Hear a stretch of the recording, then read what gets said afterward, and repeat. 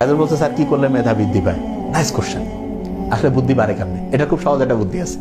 টাকা আনেন, তার মানে যেই জিনিসটা সেটা ওই জিনিসটা নিয়ে আসে, এই তো। আচ্ছা, ভালো লোক ভালো জিনিসকে নিয়ে আসবে।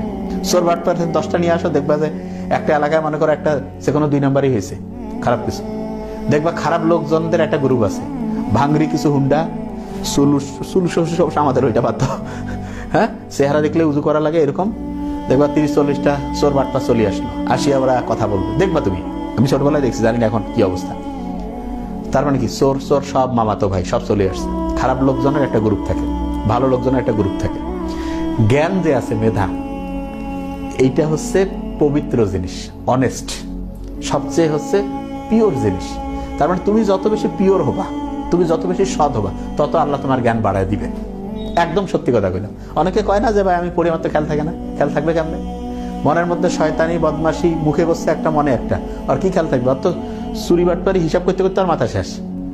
যেইটা সত্যি সেইটা কর, ক্লিয়ার কর, দেখবা তোমার। যে মিথ্যা কথা কয় কিন্তু বহু জিনিস খেয়াল করা লাগে, কখন তো কি করছে আল্লাহ জানে। তাইলে ওর মাথা কাজ করবে ঠিকভাবে, এবং ব্রেনও কনফিউজ যে এটা কি ঠিক করছে না ব্যাটিক করছে। ওই উত্তরের সময় উল্টা পাল্টা শুরু করে দেয়। আর তুমি যখন সত্যি বলবা, ব্রেন তো জানে যেটা চাই সেটাই বলা, কারণ তো অনেস্ট। তো এইটা হচ্ছে মূল ব্যাপার।